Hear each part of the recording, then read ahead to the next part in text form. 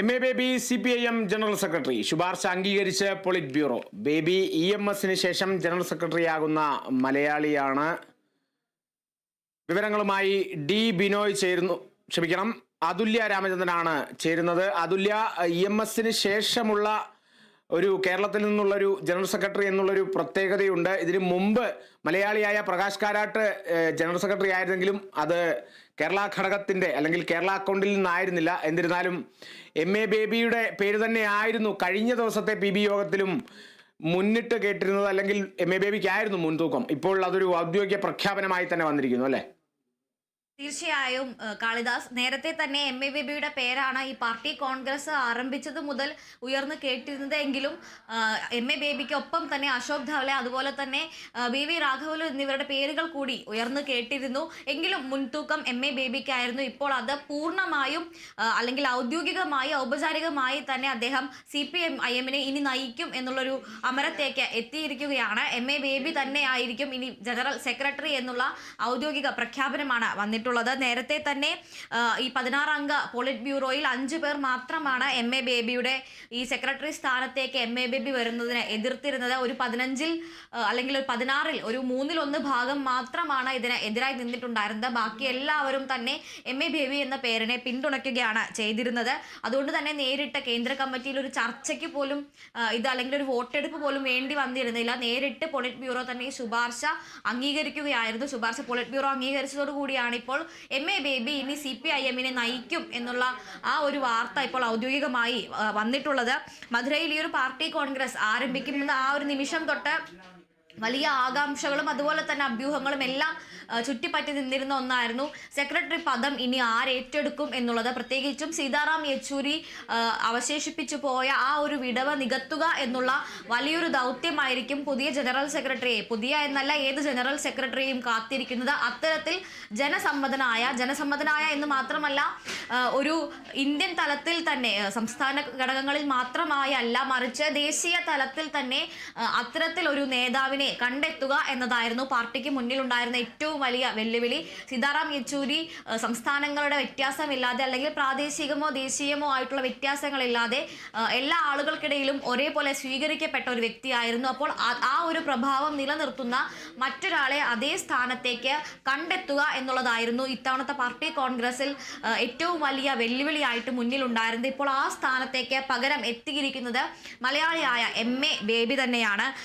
MA ബേബിയെ കുറിച്ച് പറയുകയാണെങ്കിൽ സീതാറാം യെച്ചൂരിയെ പോലെ ഒരു അത്തരത്തിലൊരു ആളുകൾക്കിടയിൽ വളരെ അധികം ഇഴുകിച്ചേർന്നുകൊണ്ടുള്ള ഒരു ജനസമ്മതൻ എന്നതിലുപരി വലിയൊരു സൈദ്ധാന്തികനായാണ് MA ബേബിയെ കാണുന്നത്. അദ്ദേഹത്തിന്റെ സംസാരത്തിൽ നിന്നായാലും അദ്ദേഹത്തിന്റെ പ്രവർത്തനങ്ങളിൽ നിന്നായാലും പരിശോധിച്ചാൽ വ്യക്തമാണ് അദ്ദേഹം ഒരു പ്രായോഗികവാദി എന്നതിലപ്പുറം അദ്ദേഹം ഒരു കണിശക്കാരനായ സൈദ്ധാന്തികനാണ് എന്നുള്ളതാണ്.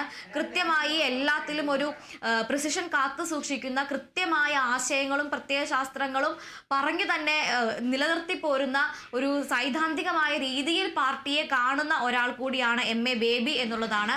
2016 വരെയുള്ള മന്ത്രിസഭയിൽ അദ്ദേഹം വിദ്യാഭ്യാസ മന്ത്രിയായിരുന്നു. അതോടൊപ്പം തന്നെ അത്തരത്തിൽ വലിയ രീതിയിൽ പ്രത്യയശാസ്ത്രങ്ങളെയും ആ ഒരു രീതിയിൽ കൊണ്ടുപോകുന്ന ഒരാളാണ് MA ബേബി എന്നുള്ളത്.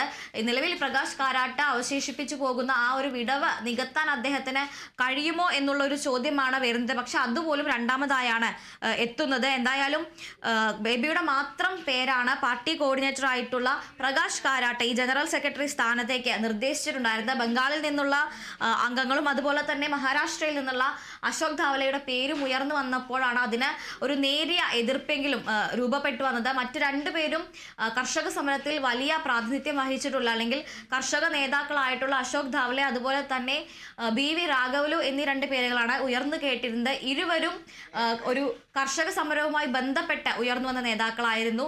പക്ഷേ അത്തരത്തിൽ കർഷക സമരവുമായി ബന്ധപ്പെട്ട് ഉയർന്നു വന്ന ആ നേതാക്കൾക്ക് ഒരു പക്ഷേ ഈ ദേശീയ തലത്തിലുള്ള എല്ലാ പ്രശ്നങ്ങളെയും അഭിസംബോധന ചെയ്യുവാൻ എത്ര കൊണ്ട് കഴിയും എന്നുള്ള ഒരു ചോദ്യം അവിടെ ഉണ്ട്. ആ ഒരു സമയത്താണ് MA ബേബിയുടെ വ്യക്തിപ്രഭാവം അല്ലെങ്കിൽ MA ബേബിയുടെ സൈദ്ധാന്തികമായിട്ടുള്ള പ്രവർത്തനങ്ങൾ ഒരു പക്ഷേ പാർട്ടിക്ക് ഊർജം നൽകും എന്നുള്ള ഒരു തീരുമാനത്തിലേക്ക് പാർട്ടി എത്തുന്നത്.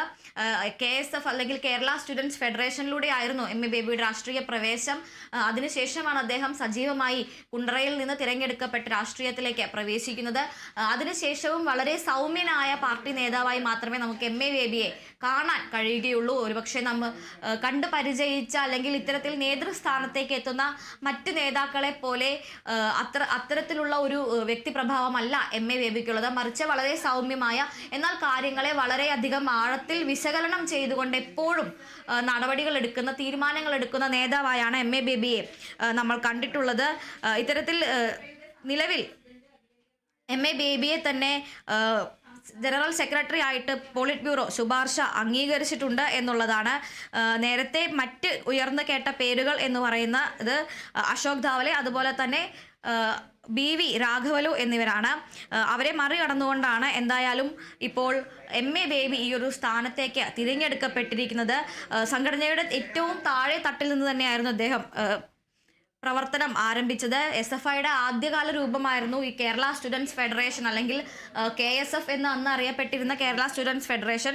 അതിനുശേഷം SFIയുടെ സെൻട്രൽ എക്സിക്യൂട്ടീവ് കമ്മിറ്റിയിൽ അദ്ദേഹം തിരഞ്ഞെടുക്കപ്പെടുമ്പോൾ ആ തിരഞ്ഞെടുക്കപ്പെടുന്ന ഏറ്റവും പ്രായം കുറഞ്ഞ അംഗമായാണ് അദ്ദേഹം എത്തുന്നത്. അതിനുശേഷം SFIയുടെ സംസ്ഥാന പ്രസിഡന്റായും SFIയുടെ ദേശീയ പ്രസിഡന്റായും എല്ലാം അദ്ദേഹം പ്രവർത്തിച്ചു.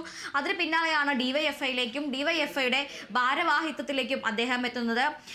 DYFIയുടെ അഖിലേന്ത്യാ ജോയിന്റ് സെക്രട്ടറി സ്ഥാനത്തേക്ക് എത്തി അദ്ദേഹം വെറും 32 വയസ്സുള്ളപ്പോഴാണ് രാജ്യസഭാംഗമായി തിരഞ്ഞെടുക്കപ്പെടുന്നത്. തൻ്റെ യുവജന സംഘടനാ പ്രവർത്തനം അദ്ദേഹം വളർത്തിയെടുക്കുന്നതിനൊപ്പമായിരുന്നു അദ്ദേഹത്തിൻ്റെ മറ്റ് പ്രവർത്തനങ്ങളും എന്നതും കൂടി എടുത്തു പറയേണ്ടതാണ്. 1989 തന്നെ അദ്ദേഹം കേന്ദ്ര കമ്മിറ്റിയിലേക്ക് എത്തുന്നു. 2006 മന്ത്രിസഭയിൽ അദ്ദേഹം വിദ്യാഭ്യാസ മന്ത്രിയാകുന്നു. അദ്ദേഹത്തിൻ്റെ കാലത്താണ് കലാമണ്ഡലത്തെ കൽപ്പിത സർവകലാശാലയായി അംഗീകരിക്കുന്നതും മറ്റും. അതിനെല്ലാം ശേഷം ഇപ്പോൾ 20ാം പാർട്ടി കോൺഗ്രസ് കോഴിക്കോട് വെച്ച് നടന്ന 20ാം പാർട്ടി കോൺഗ്രസിലാണ് അദ്ദേഹം പോളിറ്റ് ബ്യൂറോയിലേക്ക് തിരഞ്ഞെടുക്കപ്പെടുന്നത്.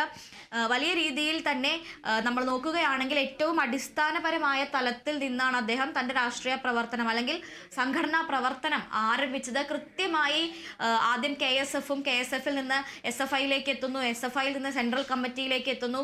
അതിനുശേഷം കൃത്യമായ പ്രവർത്തനങ്ങളിലൂടെ അദ്ദേഹം SFIയുടെ അഖിലേന്ത്യാ തലത്തിലേക്ക് വരെ എത്തുന്നു. അതുതന്നെയാണ് അതുല്യ, മികച്ച കൃത്യമായ സംഘടനാ പ്രവർത്തനത്തിലൂടെ ഉയർന്നു വന്ന ഒരു നേതാവ് കൂടിയാണ് MA ബേബി എന്നുള്ളതിൽ സംശയമില്ല.